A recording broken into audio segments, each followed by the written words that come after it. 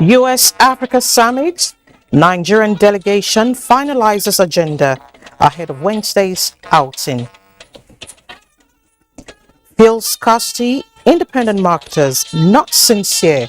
House of Reps raises alarm. It's observed with dismay that those who are gaining from this artificial fuel scarcity appear to be smiling home. 2023 general elections campaigns heighten across the country as candidates, parties woo voters.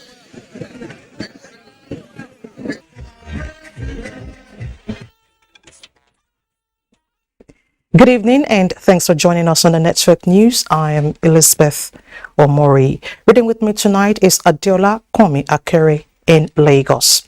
You can start following us live on our website at nt.ng/live, NT News Now on Twitter, as well as other social media platforms displayed on the screen. All is now set for the US-Africa Leaders Summit in Washington, D.C. President Muhammadu Buhari, who arrived on Sunday, convened a strategic meeting with key members of his delegation on the high-level engagement. State House correspondent Adamu Sambo reports. The strategic meeting was attended by, amongst others, his Chief of Staff, Professor Ibrahim Gambari, the governors of Bauchi and Kwara States, 6 members of the Federal Executive Council, Nigeria's ambassador to the United States, and permanent representatives to the United Nations, Governor of the Central Bank of Nigeria, the National Security Advisor, and Director General of the National Intelligence Agency.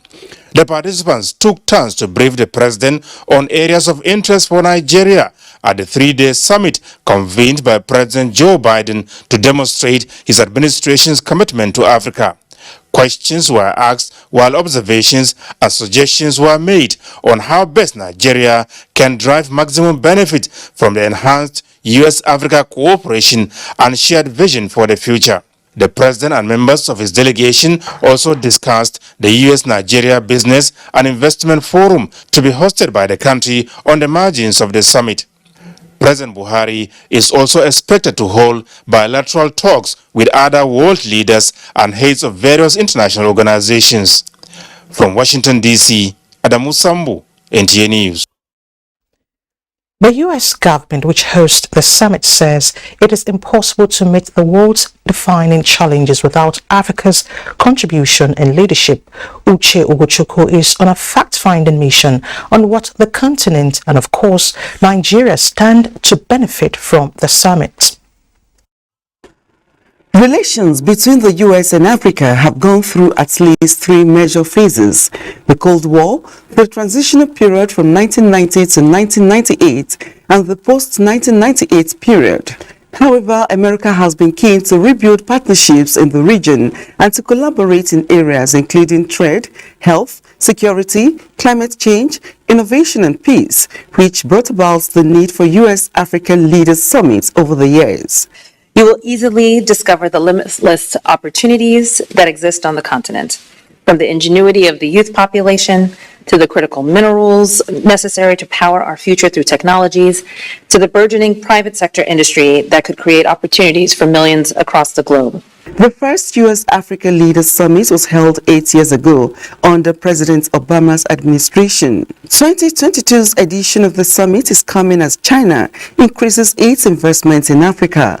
The summit, at the instance of U.S. President Joe Biden, is expected to build on what the U.S. describes as shared values to foster new economic engagements, advance peace, security, and good governance, reinforce commitment to democracy, human rights, and civil society.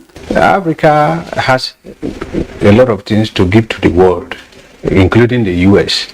They have the resources, the raw material they need, the U.S. need. Just like Africa also needs the final products or whatever that is industrial technology from the U.S. The U.S. is expected to back exports for the African Union in the Group of 20, including support to Africa's case for a permanent seat on the United Nations Security Council. The U.S. government has helped close to more than 800 two-way trade and investment deals across 45 African countries. We have issues of desertification in the northern fringes with Niger, around Niger Republic, around Kano, axis around Bruno, the Lake Chad is drying up, the Boko Haram crisis and all this. The US have a lot of role to play, especially in intelligence sharing, especially in taking care of the internally displaced persons and so on. Nigeria can also benefit from this summit in the area of relaxing some of the policies that would enhance export of Nigerian agricultural products to the US. From December 13 to 15, President Joe Biden will host around 50 heads of state and senior leaders from across the African continent. Uche Ugochukwu, NTA News.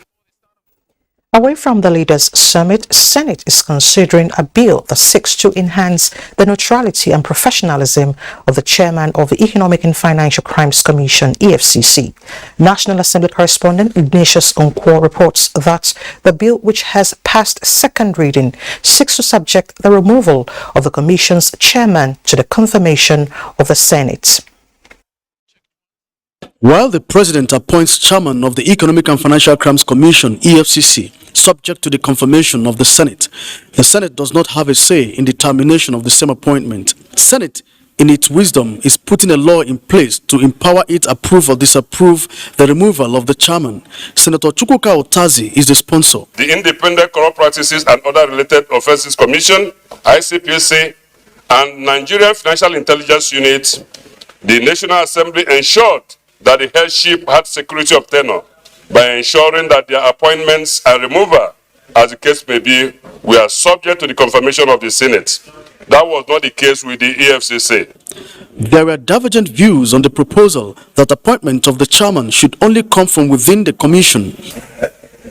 Appointing the headship of an agency like EFCC from outside the EFCC, it will lower the morale of the serving officers of EFCC. But when you leave that one and go and bring somebody from outside the commission, the person has to come in and then learn the tutelage of the work that will take him some more time to understand. Not have somebody that may be as sharp as the current chairman of EFCC to take over from him when he's leaving. So in that situation, we may be limiting ourselves because of this amendment. While picking from inside, we should know it's a political appointment at that point, because it will come down to who is the most senior. People will argue, but that kind of appointment is not who is most senior. It's not career. Senate passed the Federal Universities of Agriculture and Education in Dambata and Bichi, Kano State Establishment bills, sponsored by Senator Jibrin Barau, and that of the Federal College of Agriculture, Obiaja, Edo State, by Senator Clifford Odia. Senate has passed 559.8 billion naira 2023 budget of the Nigerian Communications Commission and 16 billion as 2023 budget of the Universal Service Provision Fund. From the National Assembly, Ignatius Nkwo, NTA News. Meanwhile, the House of Representatives has expressed concern over what it calls lingering artificial fuel scarcity in the country. National Assembly correspondent Lami Ali reports that the lawmakers also said the scarcity is a deliberate plan of some independent marketers to derail efforts of government. The opinion shared by lawmakers aligns with intelligence on the current fuel scarcity in Nigeria. The motion from Representative Saidu Musa made reference to credible information revealing the hoarding of fuel to create scarcity and the sale of same at unregulated price. Most of those fueling stations have resulted in selling fuel at over 300 naira per litre. It is observed with dismay that those who are gaining from this artificial fuel scarcity appear to be smiling home as a result of this ugly development, and this has the potency to provoke innocent Nigerians against the government. House members urge regulators and monitoring agencies to collaborate with security agents to tackle the situation. The House adopted the motion from Representative Muhammad Al-Ali urging the Federal Roads Maintenance Agency to repair dilapidated bridges in Just North Bassa Federal Constituency of Plateau State. They have outlived their lifespan due to frequent vehicular movement. Most of the pillars of the bridges were washed away by rainfall and erosion.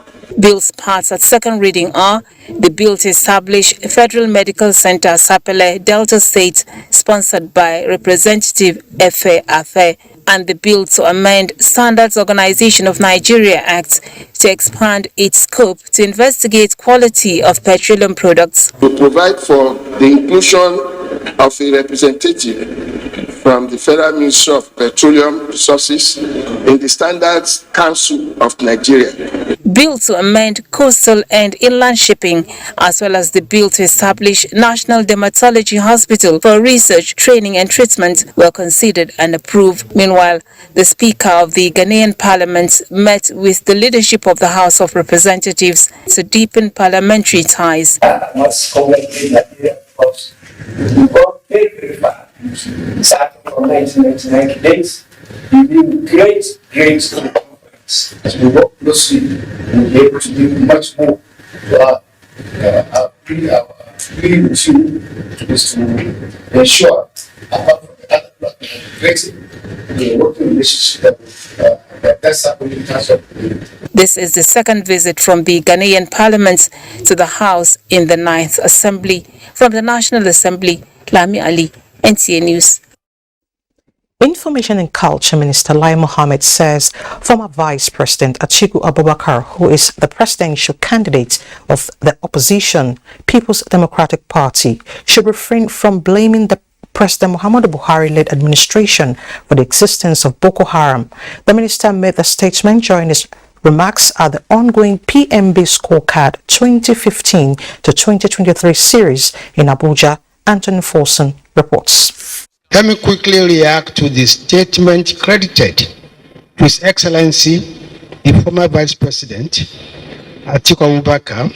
The Information and Culture Minister, Lai Mohammed, forced in the statement credited to former Vice President Atiku Abubakar, who was quoted as being surprised at the existence of Boko Haram and that he does not understand the Boko Haram phenomenon, wondering why they still operate. I see His Excellency didn't need to look far to get the answers to his questions. He should simply ask his party, the People's Democratic Party, the PDP, under whose watch the Boko Haram insurgency started in 2009. For 6 years, until 2015, when our administration assumed office and inherited Boko Haram, the PDP more or less nurtured the insurgents to the monster they later became. Alhaji Atiku should ask his party why it allowed Boko Haram to operate freely, bombing cities, motor parks, schools, and other sub-targets unrestrained. Alhaji Atiku, who was then residing in Abuja, before porting to his new abode in Dubai, should ask his party, the PDP, why it allowed Boko Haram to bomb the police headquarters, the UN complex, a shopping mall, and motor parks in Abuja with such ease. The minister went further to narrate how the military have carried out successful operations to decimate the insurgents who had before the present administration led by President Muhammadu Buhari occupied large areas as their base. His Excellency may want to know that today, thanks to our patriotic troops, military objectives have almost been achieved in the northeast, the home region of Boko Haram, thereby creating conditions for stabilization operations to take place. Despite the very large joint operational area, Boko Haram terrorists have been cleared from most of their strongholds, while remnants are being restricted to the Tumbus Island around the Lake Chad that are difficult to access. The minister used the opportunity to appeal to Nigerians to continue to support the military in this fight against insecurity. The turn of the Minister of Power brings to 11 the number of presentations in the ongoing PMB Scorecard 2015-2023 series. In Abuja, Anthony Forson, NTA News. You're watching the network news on NTA. Let's take a break. The news continues shortly. Thanks for staying with the NTA. Still on the sidelines of the PNB Scorecard series, Minister of Power Abubakar Aliyu has showcased achievements of the present administration in the power sector since 2015. Across the value chain of generation, transmission and distribution are life-changing stories of power projects completed by the present administration in the last 7.5 years to improve electricity supply. We have changed the narrative of the sector from consumption spending on subsidies to real infrastructure spending. Kashimbila, Dadinkowa and Gurara hydropower plants completed, while the 700 megawatt Zungeru hydro dam is nearing completion. On transmission, federal government investments to upgrade and expand transmission infrastructure are ongoing to improve capacity of the networks to wheel power generated to the distribution companies. So far, more substations have been built with more mobile transformers procured to boost supply and stabilize the grid. These ongoing transmission projects highlighted in this presentation are estimated to create around 45,000 direct and indirect jobs. Under the federal government Siemens deal, 10 mega transformers, mobile substations, among other infrastructure to upgrade and expand the grid are being procured, with first set of the transformers now in the country, ready for installation in Abuja and Lagos. In line with the energy mix policy of the federal government to achieve 30% renewable by 2030, federal government in the last 7.5 years have been deploying solar mini grids to rural communities, federal universities, healthcare centers, and markets. The National Mass Metering Program, an intervention of the present administration to close metering gap, is currently rolling out 6 million meters free to electricity customers. For the distribution arm of the value chain, federal government says it has been supporting the distribution companies with intervention funds through the Central Bank of Nigeria to improve their efficiency to deliver electricity. Joshua Ojito, NTA News. Now let's shift attention to roads and movement. The Northeast Development Commission is to construct 32 kilometers road linking Garkida to Dabna in Gumbi and Hong local government areas of Adamawa State to enhance socio-economic activities. Yusuf Jika reports that the construction was awarded at the cost of 6.3 billion naira. Garkida Dabna Road construction is one of such interventions to facilitate movement of goods and services as well as improve economic growth in the areas.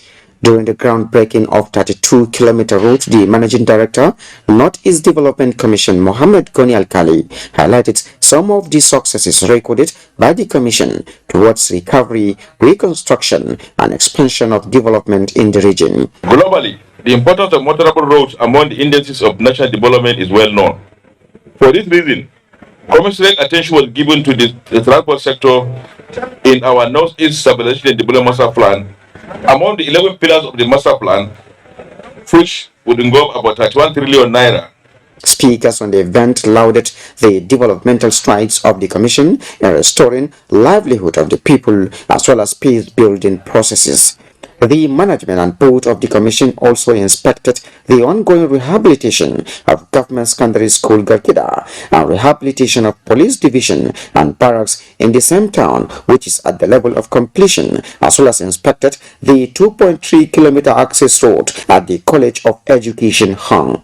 The Commission laid the foundation of NEDC Mega School in Song to be equipped with the state-of-the-art facilities to improve teaching and learning. Also, during the working visit in Yola, the Managing Director, Northeast Development Commission, has witnessed the graduation ceremony of 200 Batch C beneficiaries of ICT training facilitated by the Commission.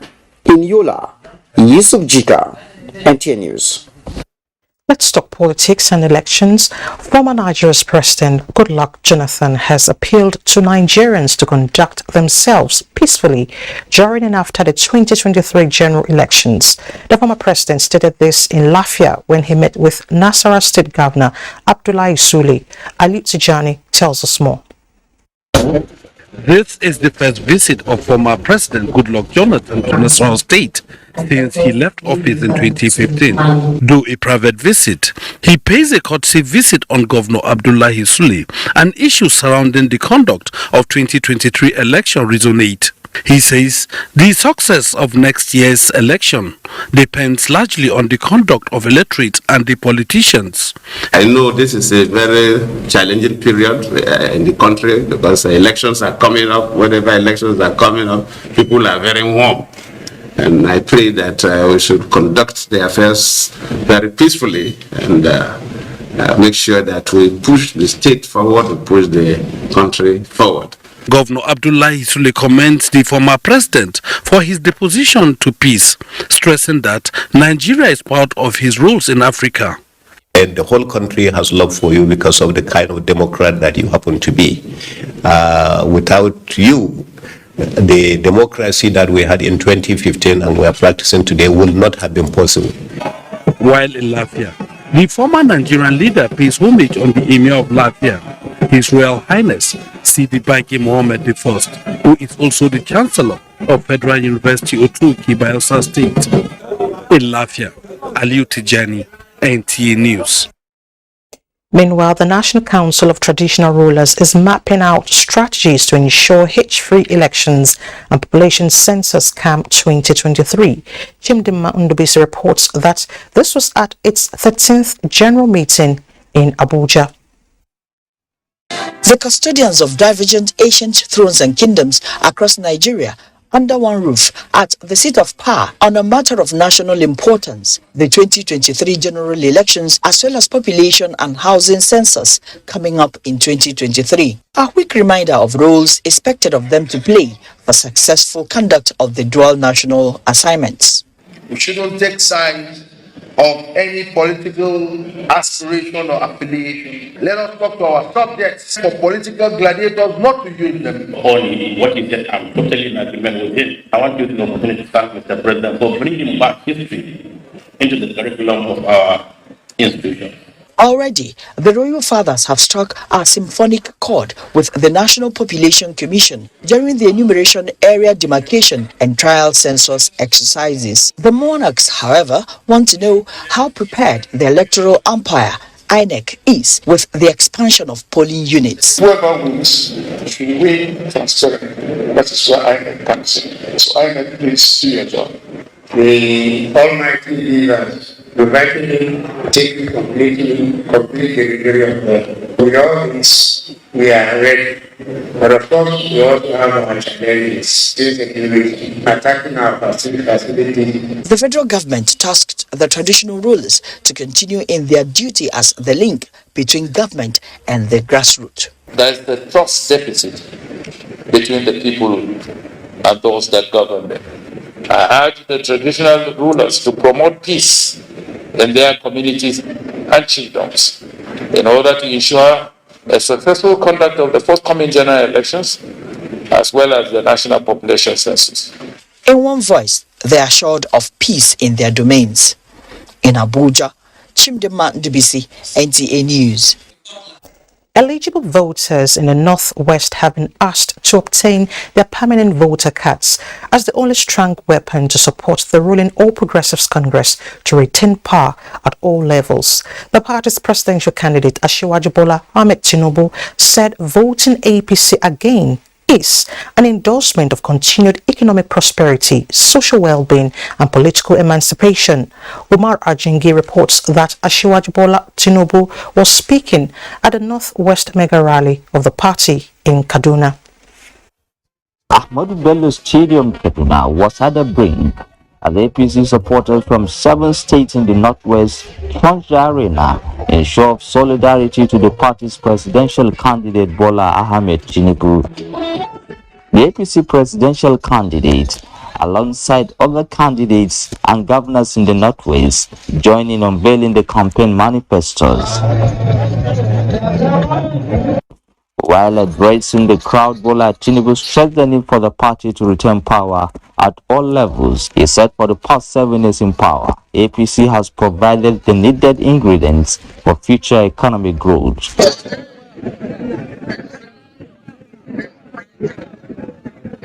national chairman of the party, Abdullahi Adamu, noted that APC remains a political party with a clear-cut manifestos of national interests. He urged eligible voters in the country to re-elect the party in all elections.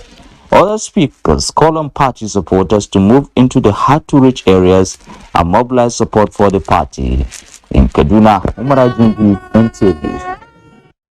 And from Kaduna, we take you to Borno State, where Governor Babagana Umaram Zulum has launched re-election campaign with a pledge to consolidate on the achievements recorded in the first tenure.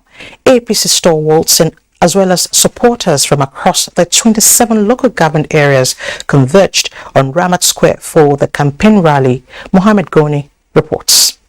Ramat Square, Maiduguri, witnessed a mammoth crowd of supporters seen in recent history of campaigns in Borno in solidarity and support for the candidature of Governor Babagana Umara's second-term bid. Political gladiators of Borno from within and outside the state, including former governors and deputy governors, members of state and national assembly, among other dignitaries, acknowledged the achievements of Governor Babagana Umara Zulum, whom they describe as a bridge builder deserving another chance for sustainability.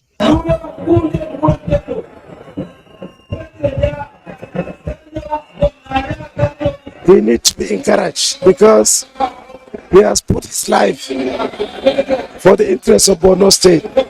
Urge our people to continue to support him and give him an additional mandate. I think the trust and confidence put in His Excellency, the Governor, is on the highest ever I have seen. I will describe him as one of the most hard-working governors that Nigeria has. The government has done well in all spheres, in all ramifications. This is one of the largest gatherings Borno has ever had. The crowd has been overwhelming. The APC gubernatorial candidate, Professor Babagana Umara, who was overwhelmed with the crowd and caliber of party stalwart, expressed optimism that the party will clinch all seats from top to bottom and assured the people of more dividends of democracy if given the mandate in the 2023 general elections. Our politics is that of the government. We plan to work until the last minute of our second term, inshallah. From where successors will build and surpass inshallah. Governor Babagana Umara Zulum appreciated party stakeholders and supporters as well as loyalists for their overwhelming support during the Plug-Up campaign. In Maiduguri, Mohammed Goni, NTA News. And the People's Democratic Party presidential candidate in the 2023 general elections, Atiku Abubakar, says he will build more roads to link states like Plateau to neighboring states to boost development in key sectors of the economy if elected come February 2023. The former vice president made the pledge while addressing a crowd of supporters in Jos. Onotu Yakubu reports.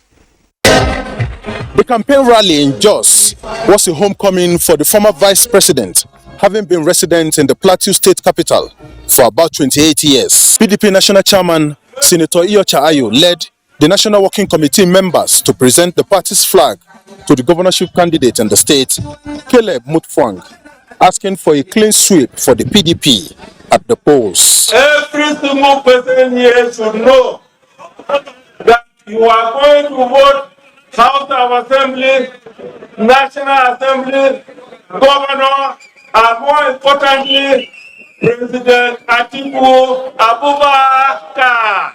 He's not one of those who goes out looking at newspapers and begins to quote figures. He's the man who has the knowledge and the experience to turn Nigeria around. We shall win overwhelmingly come 2023. You have turned out in your numbers to welcome our presidential candidate and his vice. And we want to thank you because we have already seen the signal that the people of Plateau State are with us. PDP presidential candidate Atiku Abubakar received a 9-man delegation of his supporters who trekked from Shendam to Jos to attend the rally before mounting the podium to assure the crowd that his rescue mission will bring peace to the plateau as well as open up the state for infrastructural and human capital development if elected. We will bring about peace and prosperity, particularly to our young men and women. The PDP campaign team enjoined the supporters to come out en masse on election day to vote and ensure that their votes count. From Jos, Plateau State, Onotu Yakubu, NTA News. Similarly, the presidential candidate of the Labour Party, Peter Obi, has promised to bring smiles back to faces of Nigerian workers by increasing the national minimum wage if elected president in 2023. This was during his presidential campaign rally in Lokoja, Kogi State. Ekene Ndulwe reports. His entrance to the Confluence Stadium sparked a buzz of excitement among supporters who thronged the venue of the rally, creating an atmosphere of fanfare. The promise of a new Nigeria resonated from the stage as Mr. P2B reeled out his plans to turn the country to a major industrial hub if elected president come 2023. We will start with production, and as soon as we start with production, we will start thinking how to continue to do what? Increase that minimum wage. Because that minimum wage today can no longer sustain anybody. Keep in mind what we are saying and hold us responsible for what we are saying, because there will be no excuses. Party stalwarts encouraged the electorate to make the right choice in the next election by voting P2B. He has capacity, he has empathy, there is gender inclusion, he's transformative leader, he's a government leader. PVC's collection is on now. Mobilize your brothers, mobilize your sisters, go and collect your PVCs. It is less than 3 months to the election, and the Labour Party campaign team says they are determined to finish tops and salvage the situation in the country. Ekene Ndulwe, NTA News. In other news, youth under the aegis of One Youth Council have appealed to Chevron Nigeria Limited to rescind its decision to relocate its logistics base from One as this move could have severe economic consequences on the community. The president of One Youth Council, Tobias Silas Tete, made the appeal when he led a peaceful protest to the shore base to submit the appeal to the management of Chevron. Ijoma Uweke reports. The youths are worried by the proposal by Chevron Nigeria Limited, an oil-producing company operating its shore and logistics base at the oil and gas free zone One, to relocate the base from its current location in One River State. The youths, with placards conveying various messages, besieged the shore base to appeal to Chevron to stop the planned closure. When we have Chevron on ground, they are complaining. We are complaining, lamenting how much when Chevron lives on there. Can we count the number of people that will be left to suffer starvations and hunger again? Definitely, all the while they have been here, 1 or 2 persons are benefiting. From those people, some other persons are benefiting from them. So there's need for them to be on ground for us. The appeal became necessary owing to the economic and security implications of the planned relocation, as Chevron has been a major employer of labor in One community and its environs for over 3 decades. We don't want Chevron to leave, one, because if a company like Chevron is in One, there's bound to be development going on in One as time goes on. Chevron is also helping to establish our youth in different dimensions. So those are the reasons we need them to be on ground. And we know that once the economy improves, definitely our lives also will improve. The youths also appeal to government at all levels and all other relevant authorities to intervene, as Chevron and the host communities have enjoyed a peaceful working relationship for many years. In Port Harcourt, Ijomu Gweke, NTA News. We need to pause here now and head to Lagos, where Adeola is standing by with some reports. Nice to see you, Adeola. Thank you, Elizabeth. The National Agency for Food and Drug Administration and Control, NAFDAC's resolve to curb the menace of importation, sales and distribution of counterfeit fake products in the country is yielding positive results as the agency seized a warehouse load of potassium bromate in Akpongmo area of Lagos. The acting Director General of the agency, Monica Amunjeze, told newsmen in Lagos that the street value of the seized product is more than 28 million naira. According to the National Agency for Food and Drug Administration and Control, NAFDAC, potassium bromate is a banned flour improver globally, as it has been known to be an agent causing cancer. It is also attributed to cause kidney failure, among other ailments. The acting director general of the agency, Monica Emujese, told newsmen that acting on intelligence, NAFDAC officers on the 7th of December this year raided a warehouse located at Akpogbo area of Lagos Island, where they found 150,000 cartons of potassium bromate tablets. Also found in the warehouse were counterfeit EDC, bread improver, packed in sachets with fake NAFDAC registration number, worth 300,000 naira. Further stated that the importer of the product has been arrested. In another development, the agency has arrested 2 suspected importers of 400 cartons of counterfeit Super Delicia cooking margarine imported from Dubai. The suspects, however, have admitted distributing the product to markets across the country. We'll be looking very, very closely at these products. We will be randomly sampling these products and we'll be testing these products. So just a note of caution to those who are involved in using this product without a thought to the impact it has on health. NAFDAC says it's determined to rid the country of unwholesome products that are generally harmful to the body. In Lagos, Abolade Salami, NTA News.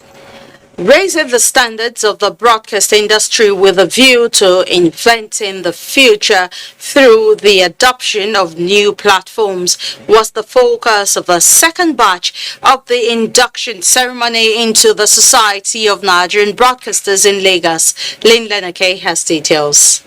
Hall is an assemblage of members of the Fourth Estate of the realm, who are veterans and upcoming broadcasters of repute, with the singular objective of decorum, fairness, and responsibility in the discharge of their constitutional duties. A major area of testing the effectiveness of bond must be with regard to its role as an advocacy. Now that's what I think the effectiveness of bond must be measured by. Speaking on broadcast in the new media landscape, responsibility was identified as key, while emphasizing that content regulation remains priority to the body of broadcasters. It's important for you to hold true to your profession and be responsible.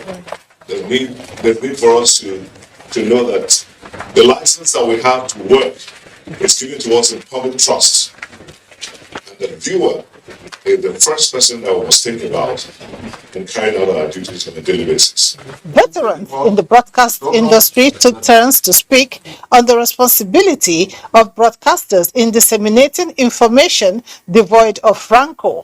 It is important that the broadcaster must be very responsible, very responsible.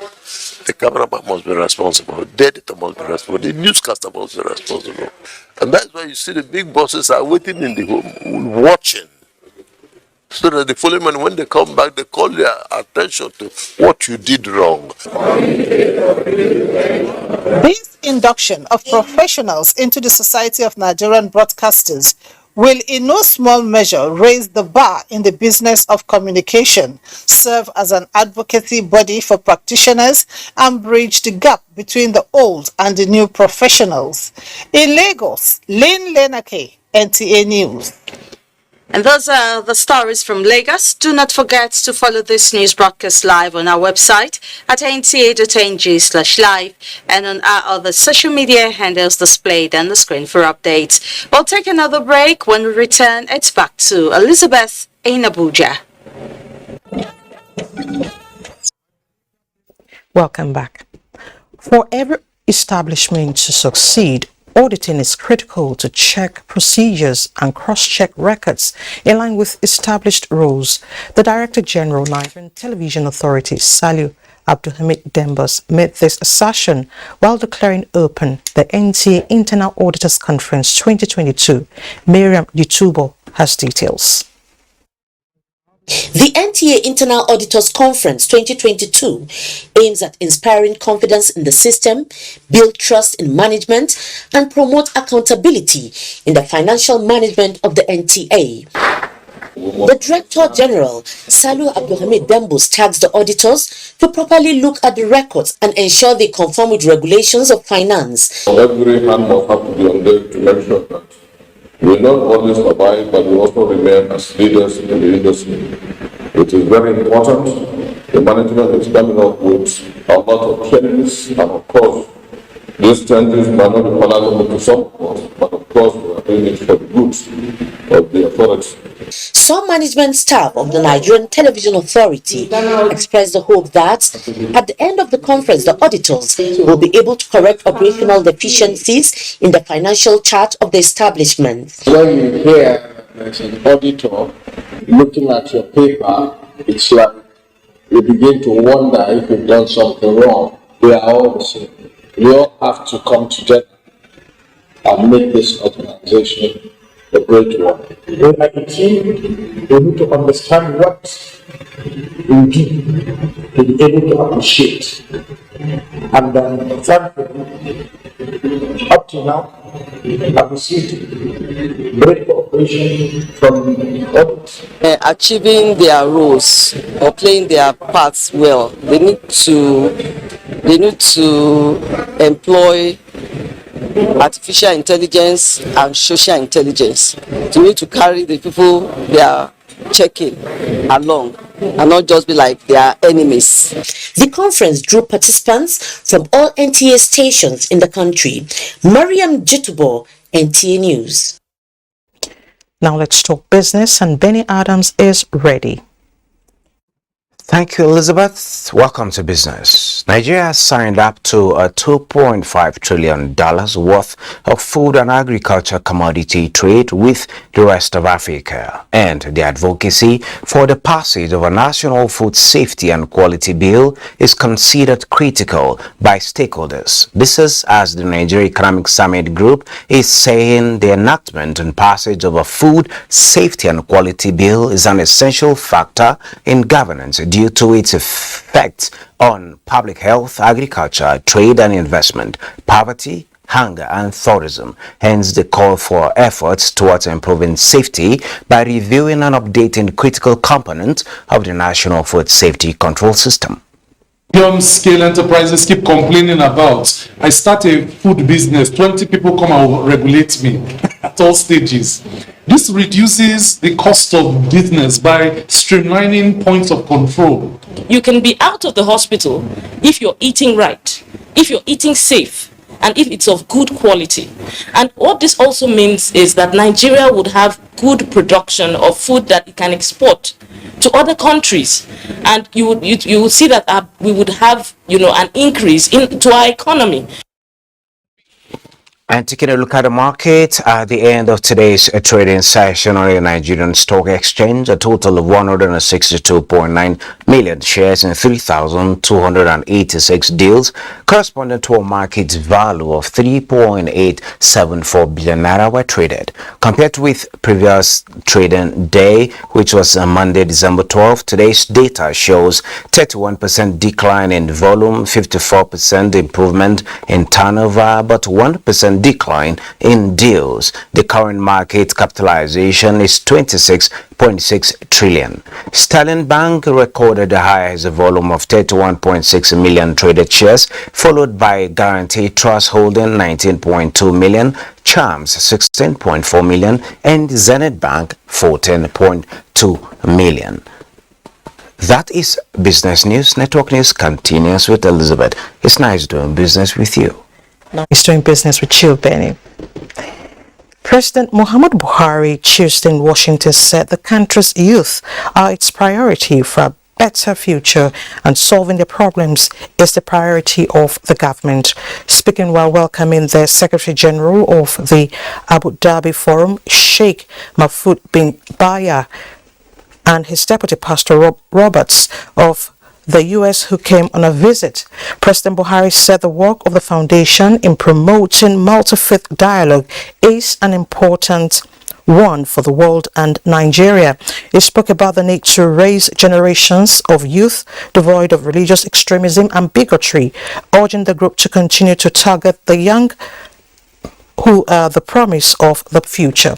The president in a quote said, "Your work is very important in helping especially the youth to understand one another and at the same time to be proud of their heritage. This great initiative by you will help future generations to plan well and live together in peace. On our part, we will continue to solve our problems, especially as they relate to the youth. We are big in size and population, facing many challenges, but in many areas we are trying. In 7.5 years, I have done my best." The Foundation Secretary General said they had come to inform the President and to invite him to attend the conferment upon him the Abu Dhabi Foundation's award in recognition of his outstanding achievements in promoting peace and security. They said the conferment is in line with the Foundation's work in fighting religious extremism and promoting peaceful coexistence and dialogue among all religions. Now, following claims by some individuals accusing the federal government of stamp duty funds, the presidency has put the facts straight. A statement by this presidential spokesman, Garba Shehu, notes that President Buhari came into office in 2015 to find out that a law which stipulates the collection of a token on banking transactions existed, but was not being correctly implemented. This anomaly arose because certain characters apparently formed a cartel with collaborators in the Nigerian Postal Service (NIPOST) and were allegedly collecting and pocketing. Soon after, a non-governmental organization posited to the administration that the Nigerian government had lost the sum of over 20 trillion naira to the Nigerian interbank settlement system between 2013 to 2016 in this regard, claiming that the said sum could be recovered and paid back into the government coffers. The consultants asked to be paid a professional fee of 7.5% and were placed under the supervision of the Secretary to the Government of the Federation. Following the lack of progress in the promised recovery, the late Chief of Staff to the President, Abba Kyari, wrote on March 8, 2018 to the SGF conveying a presidential directive that following the lack of progress and several expressed concerns received, the activities of the consultants to discontinued. In the aftermath of this dismissal, the consultants sued the government. A court of competent jurisdiction subsequently ruled in favor of the government, arising from the outcome of the litigation and the well-known controversy on the legally responsible agent for collecting this levy. The administration went to the National Assembly and caused an amendment to the law and removed NIPOST from the duty of its collection. Having lost a potentially lucrative line of business, the sacked characters returned to the drawing board to formulate one form of trick or another to intimidate the government, but the vigilant teams of the administration kept them at bay. Now let's talk sports. Argentina has qualified for the final of the Qatar 2022 World Cup. Details on Sports Updates.